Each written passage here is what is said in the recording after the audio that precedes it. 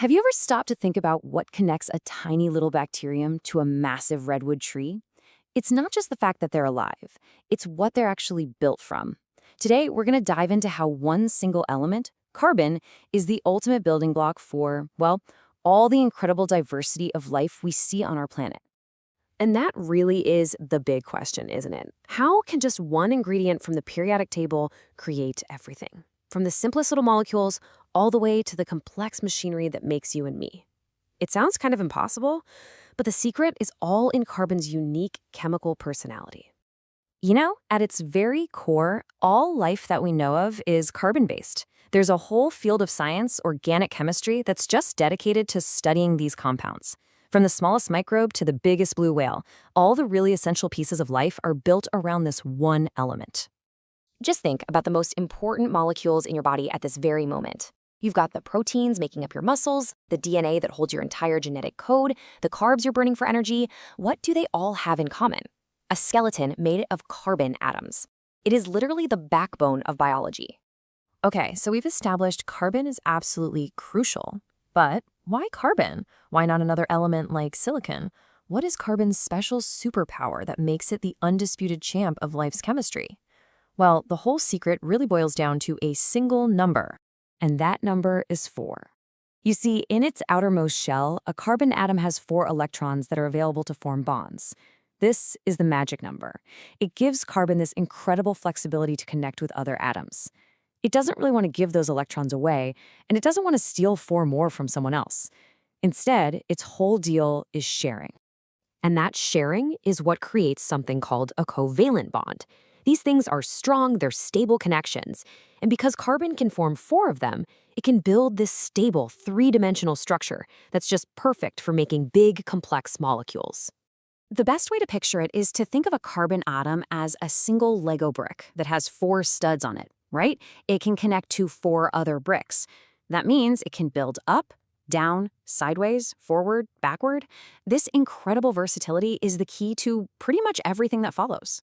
So using that 4-stud Lego brick as our mental model, you can start to see how nature builds this unbelievable variety of frameworks. We call them carbon skeletons.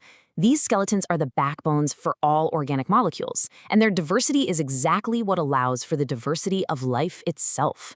So let's look at a few ways these skeletons can change. First, and simplest, is length. You can have a short chain with just 2 carbons, that's ethane, or you can have a slightly longer one with 3, which is propane.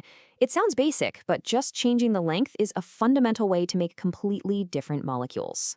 Second, they can branch out. Take a look at butane and isobutane here. Both have 4 carbon atoms, but their shapes are totally different.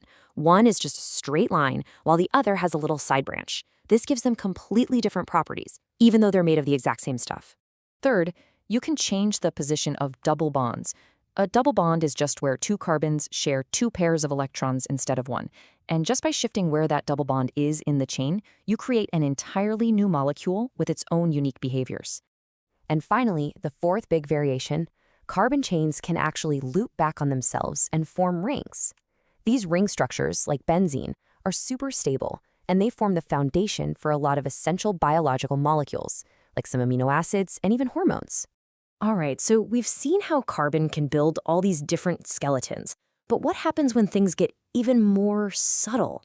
What happens when you have the exact same number and type of atoms, the same formula, but you just arrange them in slightly different ways? Well, that brings us to this fascinating concept of isomers. Isomers are basically compounds that share the exact same molecular formula, but they have different structures. And because their structures are different, their properties are different. It's like molecular architecture at its most clever. We're going to break down 3 main types of isomers. First up are structural isomers, which we actually just saw with the branching example. Then we'll get into cis-trans isomers, which is all about how things are arranged in space. And finally, we'll dive into enantiomers, which are probably the most subtle but also the most mind-blowing of all. Let's start with those cis-trans isomers. So that double bond in a carbon chain, it's rigid. It can't rotate. This creates 2 possibilities. You have the cis version, where similar atoms are on the same side, which creates a kink or a bend in the molecule. And then you have the trans version, where they're on opposite sides, which keeps the molecules straight. This one tiny difference is why fats with cis bonds, like vegetable oils, are liquid, while many trans fats are solid.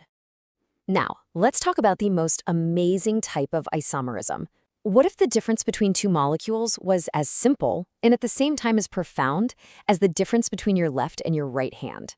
These are called enantiomers. They are perfect mirror images of one another. But they are not identical. You can't just stack one perfectly on top of the other, any more than you can smoothly fit your left hand into a right-handed glove. The best way to get this is to just look at your own hands. Go on, try it. They're mirror images, right? But now try to lay one flat on top of the other, palm to palm, so your fingers and thumbs line up perfectly. You can't. This property of handedness is called chirality, and it is absolutely fundamental in biology. So why does any of this matter? Well, get this. That subtle mirror image difference can literally be the difference between life and death. Our bodies are built with this incredible sensitivity to the specific shapes of molecules. And in medicine, this is everything. So often, only one enantiomer of a drug, say the right-handed version, will actually fit into the receptors in our cells and do its job. Its left-handed twin might do nothing at all. Or in some really tragic cases from history, it could be dangerously toxic. So, there you have it. Carbon's amazing ability to form 4 strong bonds lets it create all these different skeletons, and even these wild mirror image molecules. It truly is life's master builder. And it just goes to show you that in chemistry, and maybe in life too, the tiniest little structural differences can have the most enormous consequences. It really makes you wonder, what other mirror images are out there shaping our world in ways we can't even see?